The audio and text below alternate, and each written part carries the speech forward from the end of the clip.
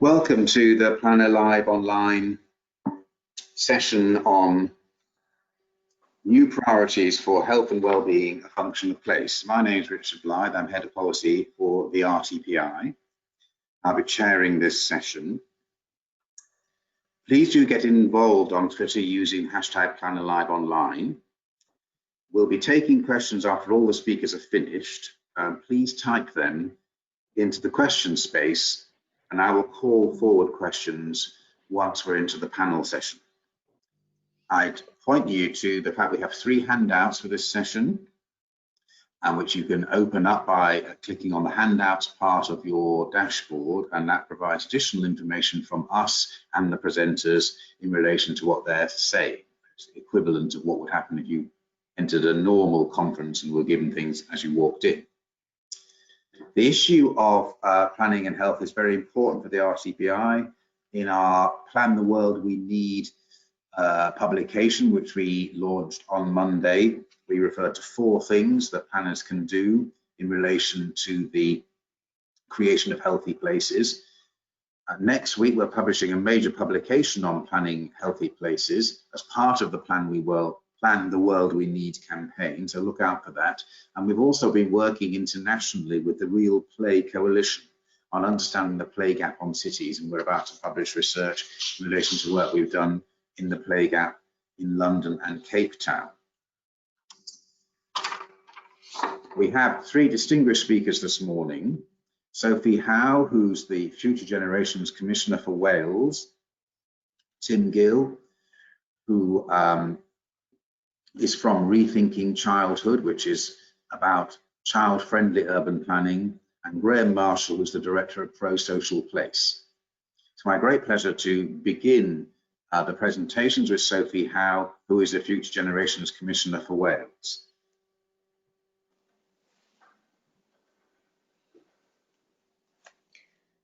Okay, thank you. Could I have my slide deck up, please?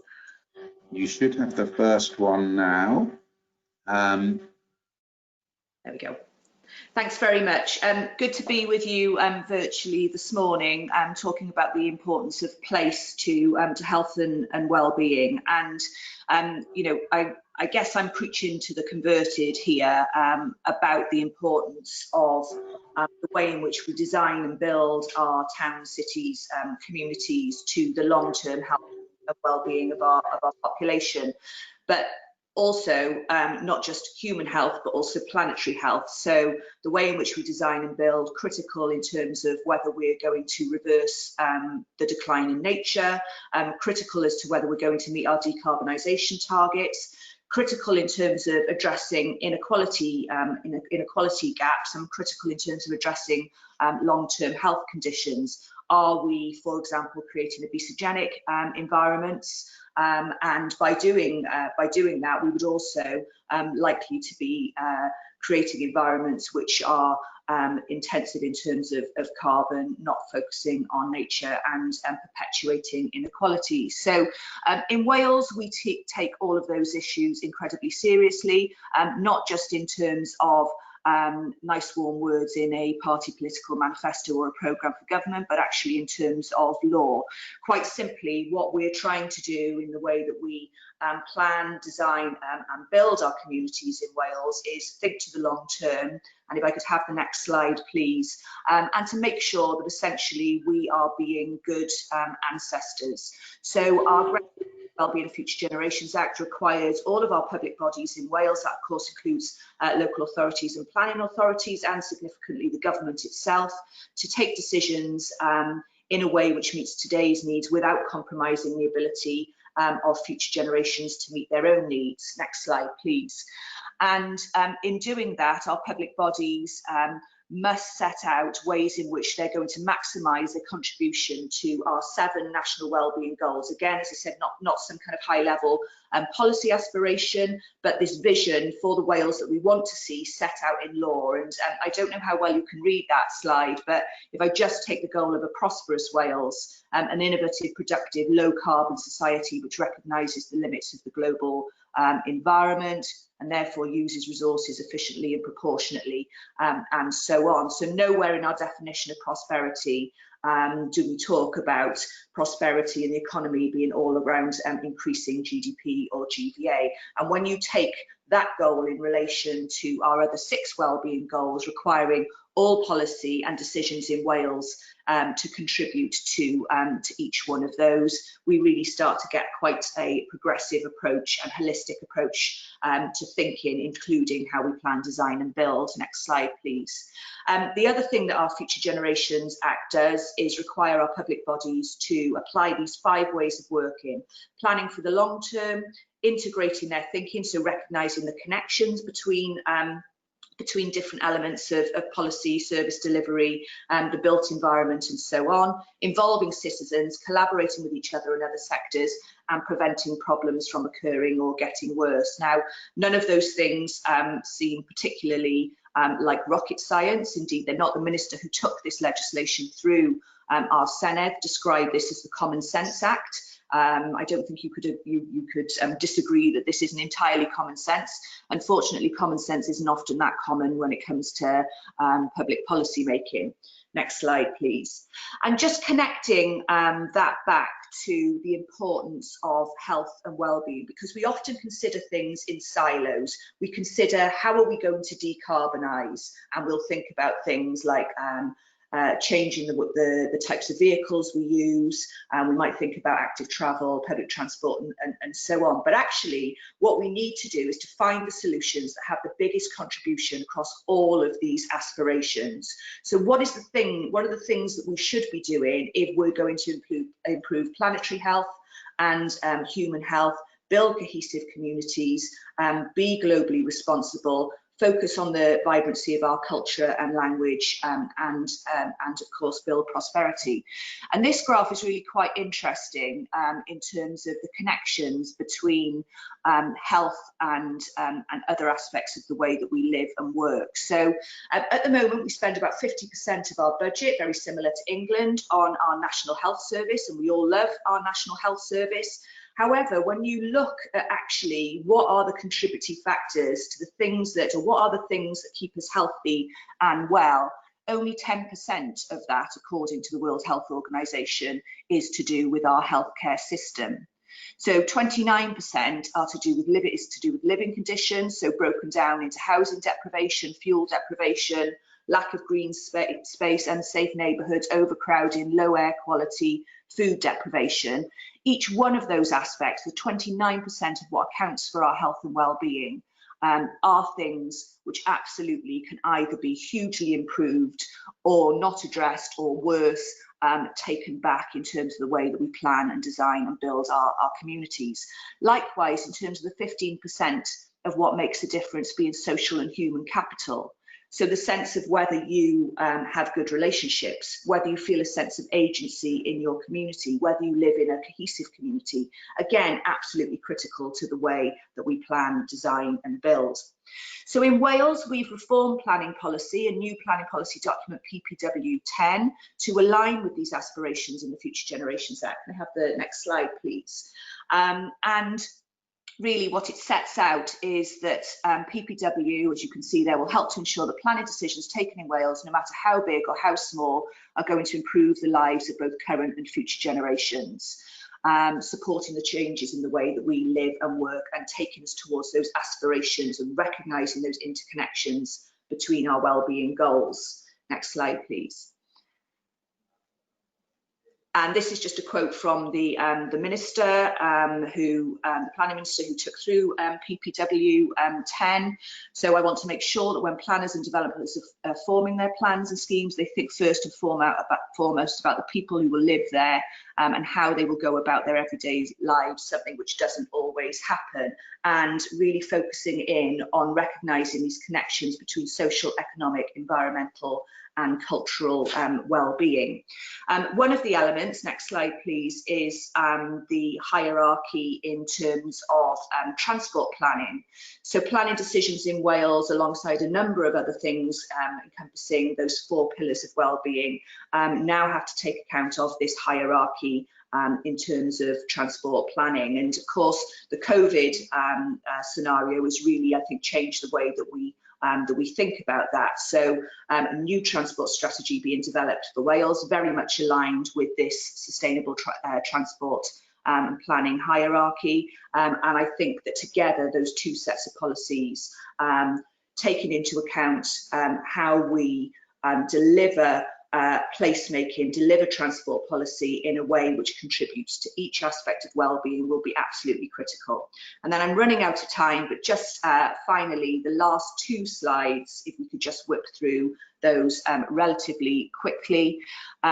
This sets out the areas in which Planning Policy Wales addresses and how those areas contribute to each of our 7 wellbeing goals. So it sets out really clearly the contribution that the built environment can make, and sets out a really clear policy direction in terms of planning and placemaking in Wales being absolutely critical to meeting those aspirations of the Wales that we want to leave behind to our children and our grandchildren.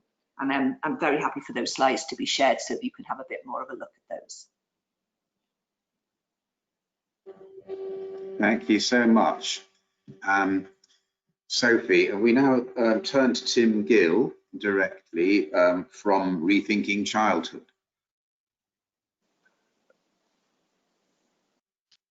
Thank you, Richard. Okay, I think people can see me now. I'm just about to share my screen, and yes, I think we're good to go. Yes, good to be here, so to speak, and you can see in front of you a map, and the map is capturing what I think is quite a good place to start when we're thinking about childhood and children's lives today, is to reflect on how childhood's changed in spatial terms over the last few generations. So what you're looking at is a map that shows what you might call the right to roam, or the roaming range of 4 generations of 8-year-old children, but they happen to be in 4 generations of the same family who all lived in the same city. So this big blob that you can see that takes up most of the map, that's the home territory or the roaming range of the great-grandfather in this family at the age of 8. And if you can read the text there, he was allowed to go 6 miles, 10 kilometers on his own across the city. And you can see the smaller circles and the shrinking home range, and until you get to the son today, it's the dot on the top left. And if you can read that, he is actually allowed to go to the end of his street.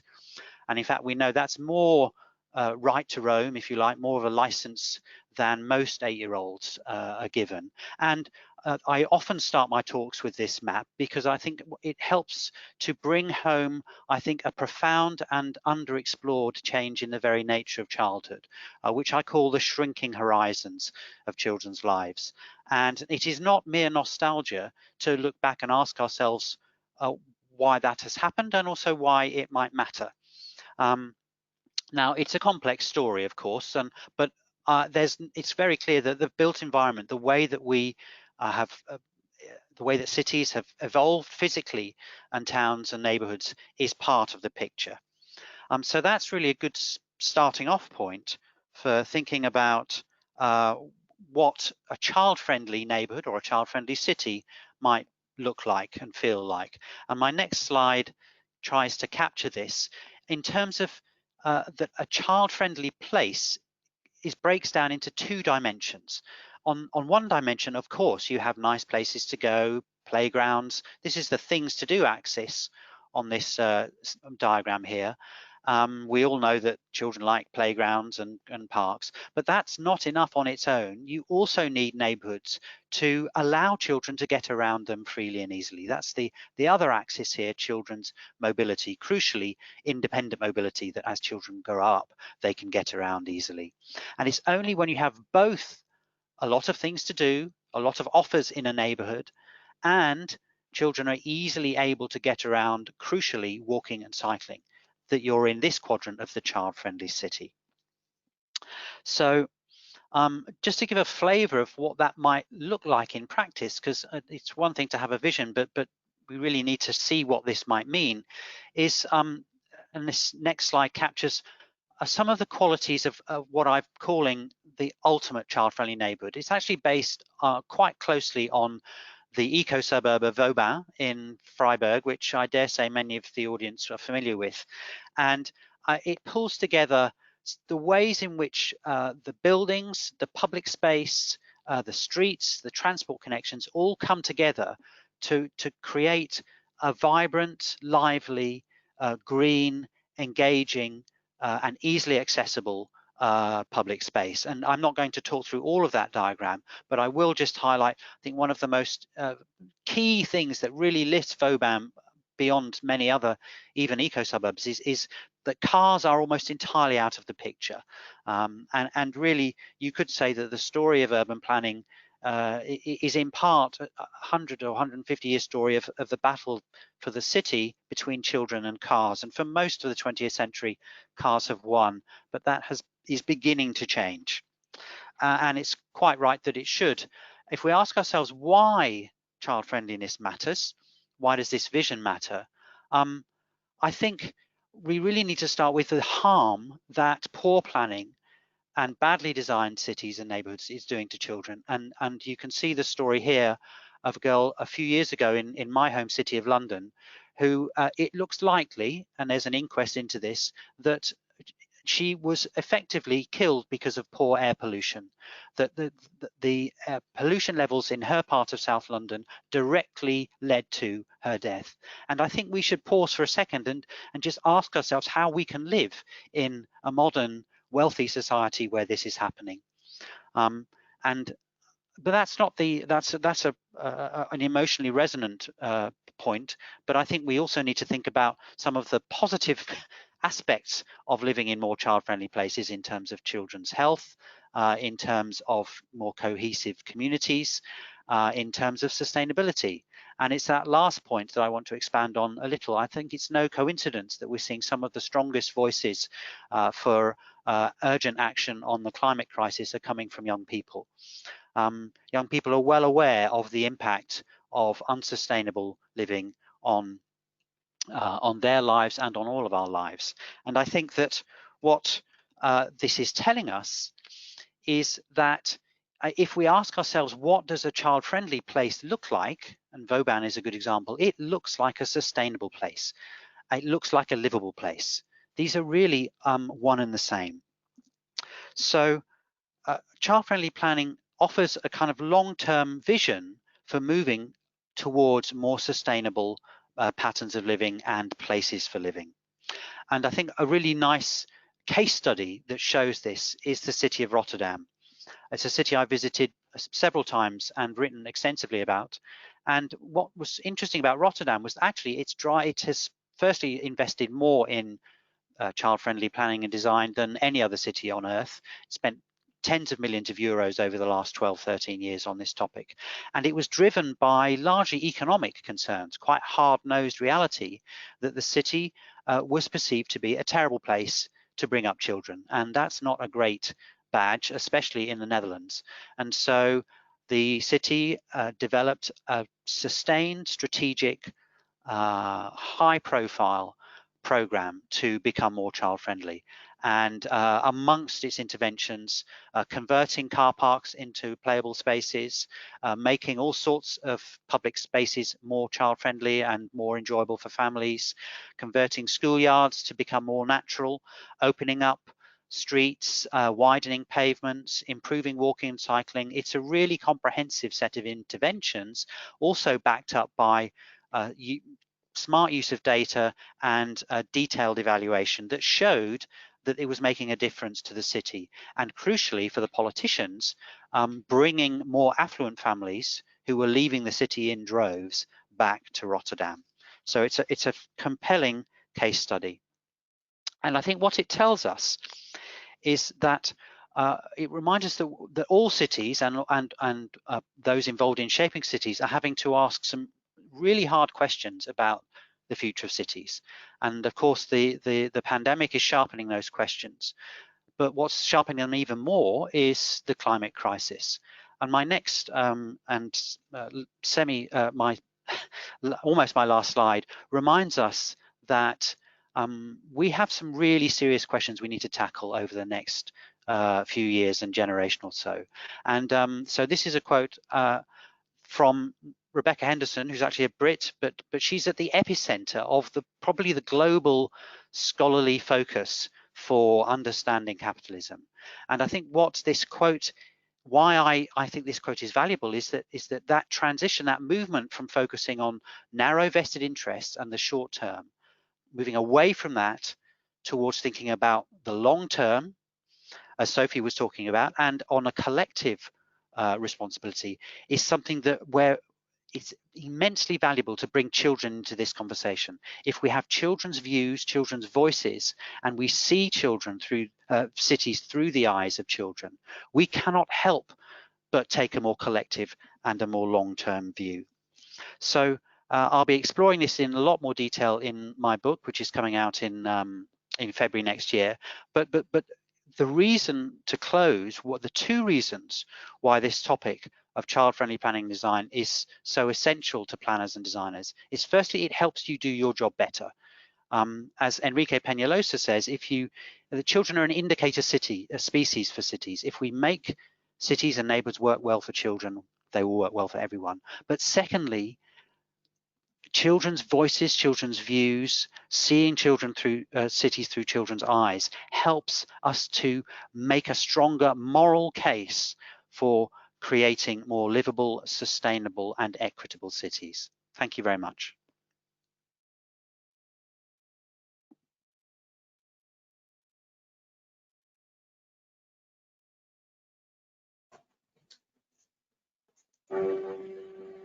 Thank you, Tim. Now we go over to Graham Marshall from ProSocialPlace.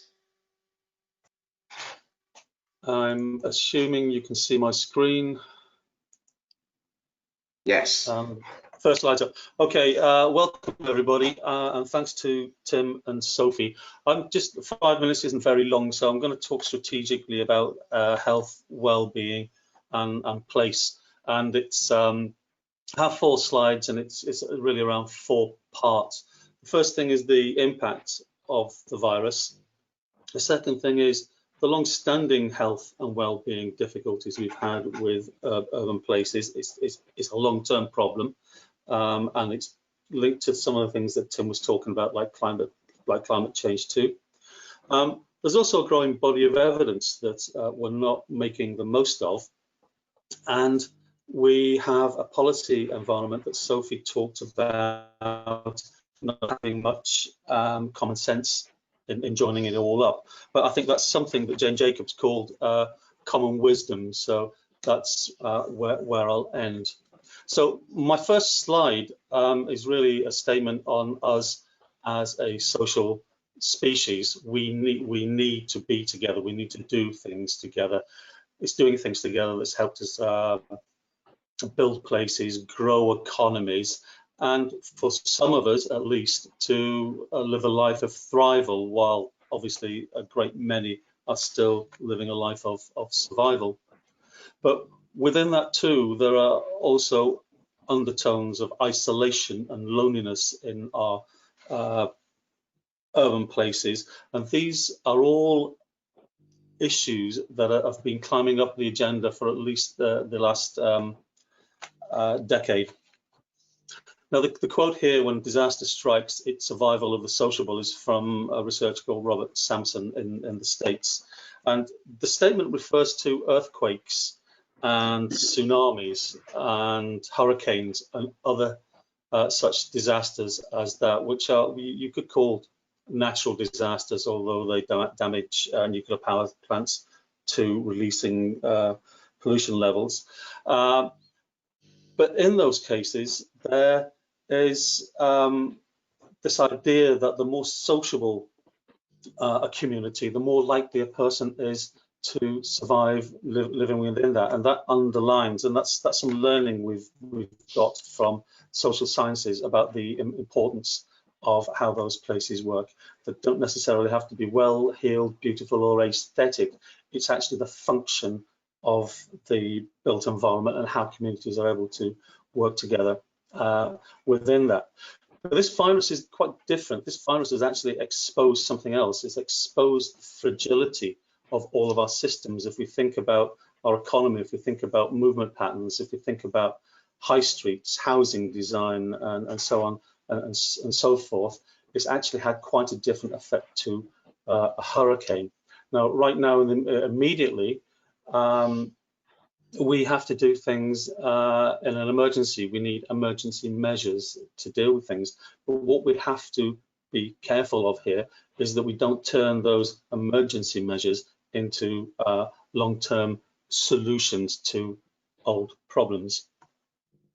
So I think the underlining thing here is we now have an opportunity to develop a people-centered ethos. Not a happy city, but something with meaning for people, something that creates pro-social places. Slide 2 is about health and well-being, a long-term problem and issue. Public health grew out of the awfulness of the Victorian towns and cities that we developed through industrialization, and going back to the beginning of time of places, there were always a majority that were not thriving. And that also is where planning, town planning, grew and developed.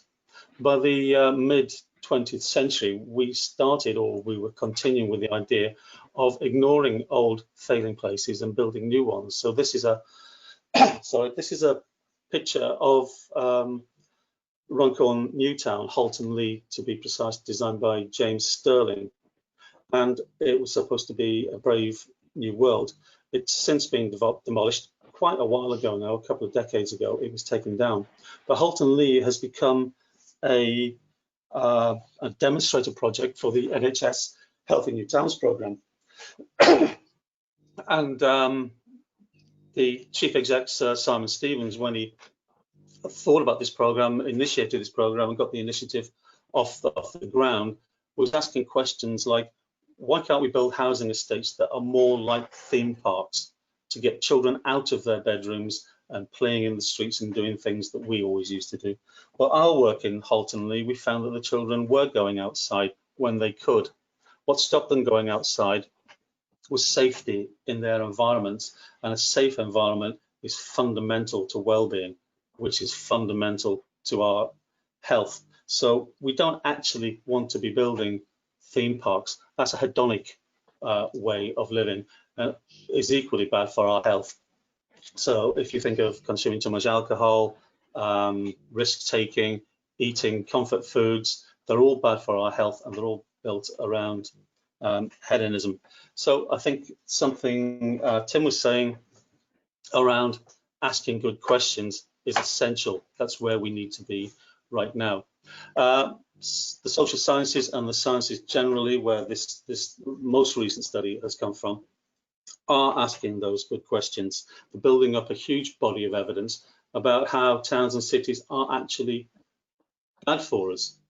And that shouldn't be so. So this isn't a plea to build suburbia. It's about how do we make these places where we all come together socially and cooperate to build these great big things that should be good for our health. Why are they not working? I think to answer that question, we need to understand what's going on, what the impacts of place are, and to work through the social sciences to do that. And we can't do it by working in silos. One of the issues of the current COVID, or responses to the COVID epidemic, is making walkable places, social distancing, the importance of green spaces. So all of those things are important, but all of those things are not the answer alone. They are silos, and that's what we have always done. What we need to do is think about the stewardship of whole places, and that stewardship must be about our health and our well-being. Moving on to the final slide, it's actually quite complex. Places are very, very complex, and simplistic approach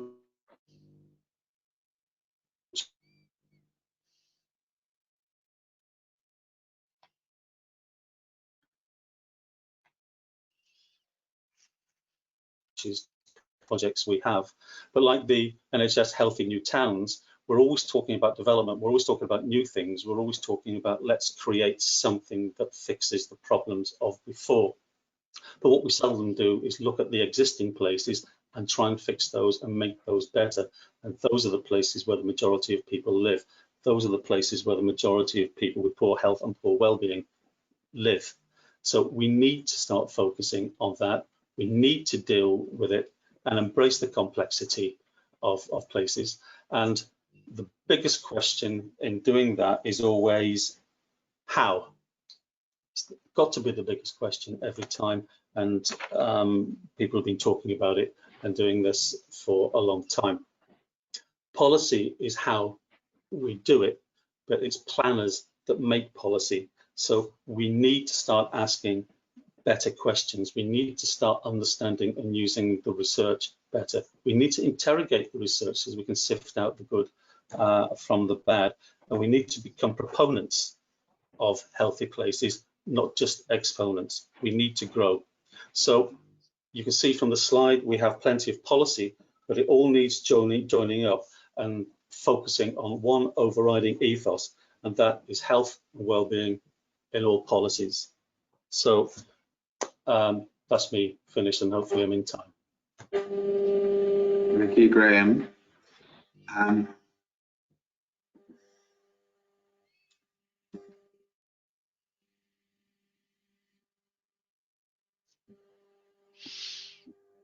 I have one question from Tal Berman, which is, how do you think the new requirement for social distancing could open up new opportunities for environmentally friendly development?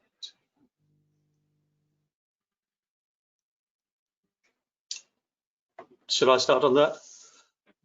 Let's all jump in. Yeah, I think in the first instance, my warning that we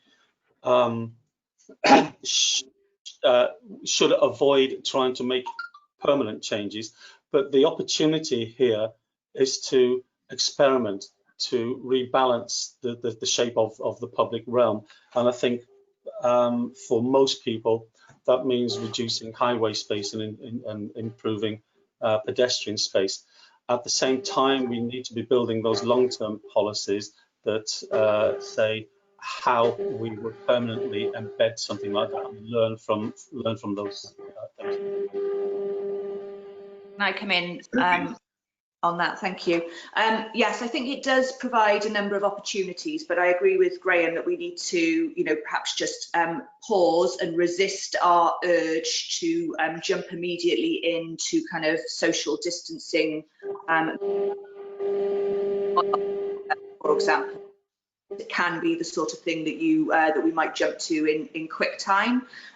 There's some interesting examples in Wales. So an active travel fund has recently been released, obviously to deal with the really challenging situation of not just losing all the gains we've made of getting everyone, pushing everyone back into their cars, but by building, building active travel infrastructure. And that's really promising, but I think we need to look at the what we do and the how we do it. So what we do, we're going to invest in active travel infrastructure. That's really good. The how we do it, we can do that in a way which, as I said, just kind of, puts a load of concrete barricades to create your cycle lanes and so on. Or we can do that in a way which builds in sustainable urban drainage, focuses on greening communities and making them more cohesive and attractive, which would have those longer term benefits towards creating that new and desirable normal. So I think that whilst we have that kind of strategic policy context, that's really important, but what planners do and how they design that, particularly when they're doing that up against the clock, because it's got to be done quickly, I really think that there will be a challenge in getting people to think quite holistically. But if we do that, then there is some significant long-term gains to be had, I think. I'm just going to leap in as well. And I've done quite a lot of work on risk over the years and read quite widely about risk. And I'm going to stick my neck out here and say one of the things that one learns by looking at risk is that it's often strongly sort of socially constructed. That means that our species ability and our public policy ability to assess and manage risk is not necessarily always particularly kind of objectively or rationally or even commonsensically driven. And I'm going to stick my neck out and say that that might be a danger here with the pandemic, that we start to sort of reorientate all of our public policy thinking as if we are going to be in a permanent state of emergency around the pandemic. And I don't think that's likely. I'm not saying there's a vaccine around the corner, but I'm saying that I think in the sort of timeframes that planners are used to working in, which is sort of 2-5 years, and in the Netherlands 10, 20, 30, 40-year timeframes, there's a much bigger problem lurking behind COVID-19, and that of course is the climate crisis. And so I want to reframe that question about social distancing and sort of take a step back and say, what have we learned from our experience of managing this immediate emergency, and what can we capture from that and take to the longer term planning that we need to respond to the climate crisis. And it seems to me one thing that we've learned is that we can actually, if we feel there's a sense of urgency, we can get stuff done pretty quickly and at comparatively low cost. I mean, I'm really intrigued and heartened by some of the work that's going on in cities around opening up street space, for instance. It's early days, and no doubt it's already clear there have been some mistakes, but we're learning that we can get public agencies to work effectively, that the local state is important, that public space is of immense value, and that there are fixes that we can put in place that make us realize that some of the bureaucracy that we had is not necessarily optimal. And I think those are lessons that we can really valuably take forward alongside some of the cultural lessons, but also of course some of the lessons around inequality and disadvantage, and what the pandemic is telling us about groups of people who had previously already living in really difficult circumstances, and the virus has exposed the fact that we're not paying enough attention to them. And those are the things I hope we'll take, rather than getting too bogged down in the technicalities of how we design places for a 2 meter or a 1 meter or whatever it is social distancing rule.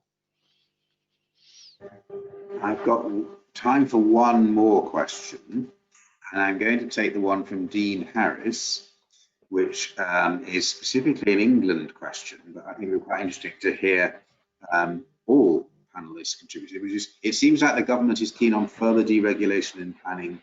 What impact will this have on the prospects for creating healthy places?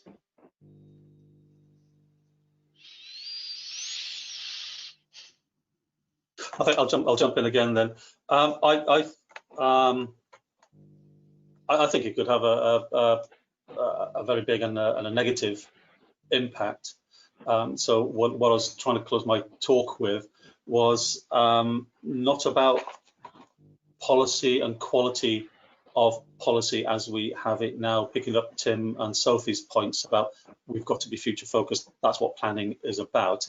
My argument would be for planners themselves, not planning, to be prepared going forward, particularly young planners, to take on board these issues of health, of well-being, of climate, of environment, and build a really strong profession. I don't just mean planners, I mean all urban planners, everybody involved.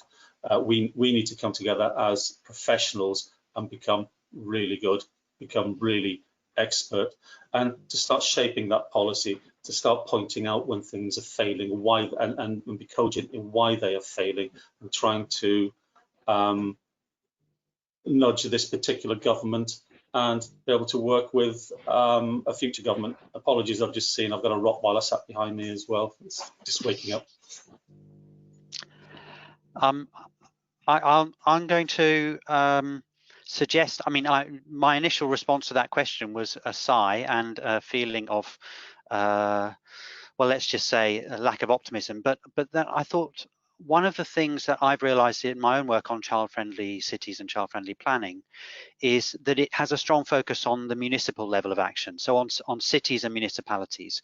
And at the global level, it seems fairly clear to me, and I think this, you're even seeing this in the UK as well, that many of the levers that are needed, and many of the ways in which we can get cities to change for the better are at the local level.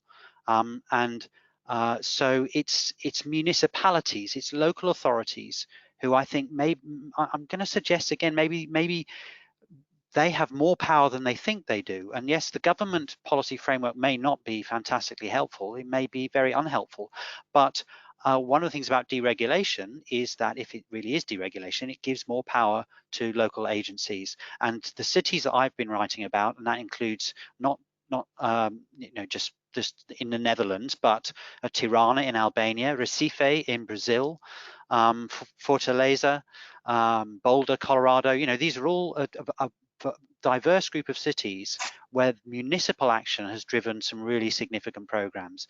And so I'd want to encourage people in this audience to really think creatively about what you can do to help define a vision and take forward that vision in your city, even if the national climate is less than ideal.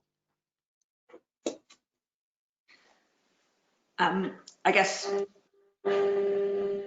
from my perspective, we have a different policy context in Wales, and I think for those people from Wales tuning in today, I think most people feel that it's a policy context that we can be proud of. It's a policy context that gives that overarching framework for all of our decision making. And so whilst regulate individual different pieces of regulation and so on are important, that overarching context of what is it that we're actually trying to achieve is really significant, because that does give permission and challenge, depending on which one you need within the system, to work towards a set of better long-term outcomes.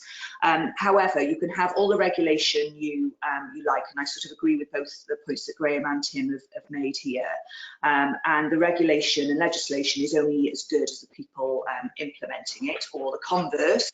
If there's not the right regulation in place, innovative, progressive planners, local decision makers can actually still achieve their particular aims. And I think I've got a huge amount of hope for the next generation kind of coming behind us. And I'm not sure whether it's Tim or Graham who mentioned the importance of younger professionals coming into this sector, not setting aside people who've been in it a long time, but in actually seizing opportunities to do different things, to seize opportunities to think about things holistically. So I wouldn't mind betting there are a huge number of people on this session today who are absolutely supportive of the Black Lives Matter campaign.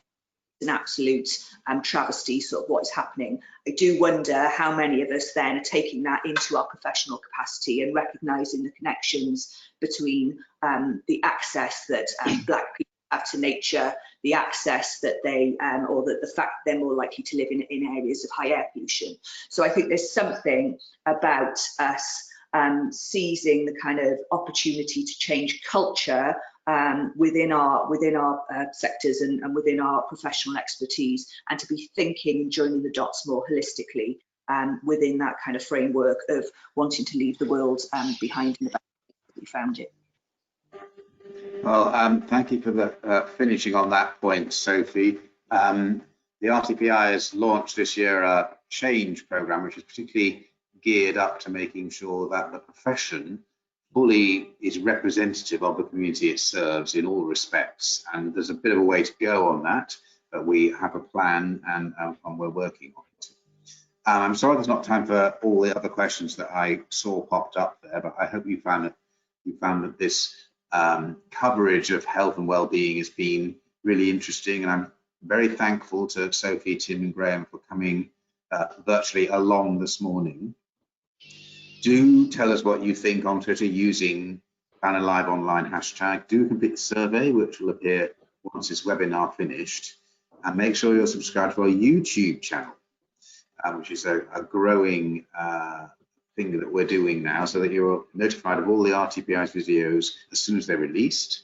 A lot of content going down this week in particular, and it so happens that as far as England is concerned, the Planner Live Online is happening at a week of a lot of exciting chatter in the media. So what better time to be doing our RTPI National Conference under the new circumstances of working from home. Thank you all for coming, and good morning.